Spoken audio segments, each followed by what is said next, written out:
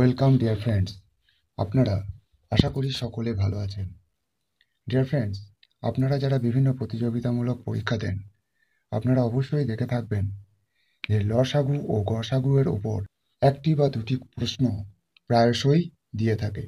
এই জাতীয় প্রশ্নের উত্তর দিতে গিয়ে আপনারা হয় ভুল করে ফেলেন, নতুবা অনেক সময় দিয়ে ফেলেন।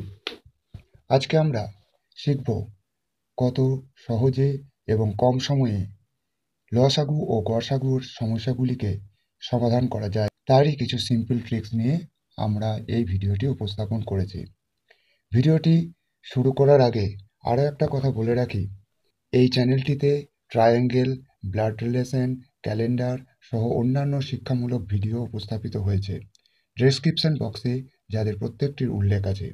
আমি প্রসন্ন ব্যানার্জি আপনাদের সকলকে স্বাগত জানাচ্ছি আমার YouTube channel Educare thrust for knowledge and এন্টারটেনমেন্টে। চলুন তাহলে শুরু করি। ডিয়ার ফ্রেন্ডস, এখন আমরা লসাগু ও গসাগুর সমাধান কিভাবে করতে হয় সেগুলি ধাপে ধাপে জানব। তিনটি সংখ্যার গসাগু। সংখ্যা তিনটির গুণফল ভাজিত সংখ্যা তিনটির অনুপাতের গুণফল 1/3। তিনটি সংখ্যার অনুপাত 2:3:4 এবং তাদের গুণফল 648। সংখ্যা তিনটির গসাগু কত হবে? উপরের সূত্রটি প্রয়োগ করে আমরা পাই সংখ্যা তিনটির গসাগু সমান 648 ভাজিত 2 গণিত 3 গণিত 4 এর 1/3 সমান হচ্ছে 3। এই একটা সাধারণ সূত্র প্রয়োগ করে আমরা সমাধান করতে পারি। 2 নম্বর সূত্র, তিনটি সংখ্যার গুণফল সমান হচ্ছে গসাগুর হোল কিউব গণিত সংখ্যা তিনটি অনুপাতের গুণফল। সমাধান করার জন্য একটি সমস্যাকে আমরা দেখে নিই। তিনটি সংখ্যার অনুপাত 1:2:3, গসাগু 2, গুণফল কত? আমরা উপরের সূত্রটি প্রয়োগ করে পাই 2 এর হোল কিউব গণিত 1 × 2 × 3 সমান 8 গণিত 6 সমান 48। তিনটি সংখ্যার অনুপাতের গুণফল সমান হচ্ছে সংখ্যা তিনটির গুণফল ভাজিত গসাগুর হোল কিউব।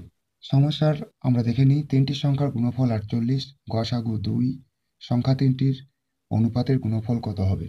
48 ভাজিত 2 এর হোল কিউব সমান 6। কোনো বৃহত্তম সংখ্যা দ্বারা XYZ বিভাজ্য, নির্ণেয় সংখ্যাটি XYZ এর গসাগু হবে। এটাও একটা সূত্র। সূত্র নম্বর 3, XYZ কে কোন বৃহত্তম সংখ্যা দ্বারা ভাগ করলে যথাক্রমে AB, C অবশিষ্ট থাকবে?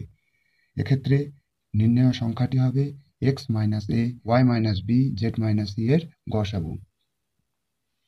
কোনো ক্ষুদ্রতম সংখ্যাকে XYZ দ্বারা ভাগ করলে প্রতি ক্ষেত্রে R অবশিষ্ট থাকবে। নির্ণেয় ক্ষুদ্রতম সংখ্যাটি হবে XYZ এর লসাগু প্লাস R। কোনো ক্ষুদ্রতম সংখ্যা XYZ দ্বারা বিভাজ্য, নির্ণেয় ক্ষুদ্রতম সংখ্যাটি XYZ এর লসাগু হবে।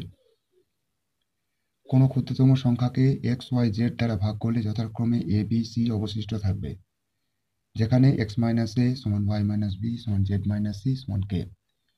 সংখ্যাটি নির্ণয় করার ক্ষেত্রে আমরা XYZ এর লসাগু মাইনাস K এই সূত্রটি প্রয়োগ করব। কোনো ক্ষুদ্রতম সংখ্যাকে 24, 32, 36 দ্বারা ভাগ করলে অবশিষ্ট থাকবে 19, 27, 31। সেক্ষেত্রে 24 - 19 সমান 32 - 27 সমান 36 - 31 সমান 5। 24, 32, 36 এর লসাগু 288, অতএব নির্ণেয় সংখ্যা 288 - 5 সমান 283 হবে। কোনো বৃহত্তম সংখ্যা দ্বারা XYZ কে ভাগ করলে সব ক্ষেত্রে সমান অবশিষ্ট থাকবে। এক্ষেত্রে আমরা সংখ্যাটি নির্ণয় করার ক্ষেত্রে X - Y, Y - Z, X - Z এর গসাগুকে নির্ণয় করতে হবে। কোনো বৃহত্তম সংখ্যা দ্বারা XYZ কে ভাগ করলে প্রতি ক্ষেত্রে R অবশিষ্ট থাকবে। এক্ষেত্রে X - R, Y - R, Z - R এর গসাগু নির্ণয় করলেই ওপরের সমস্যাটি সমাধান করা সম্ভব হবে। নমস্কার, ধন্যবাদ। এরপরের আমার যে ভিডিওগুলি আসতে চলেছে সেগুলি হলো আয়তক্ষেত্র, আয়তঘন, বর্গক্ষেত্র, বৃত্ত ও কোণ। নমস্কার, ধন্যবাদ।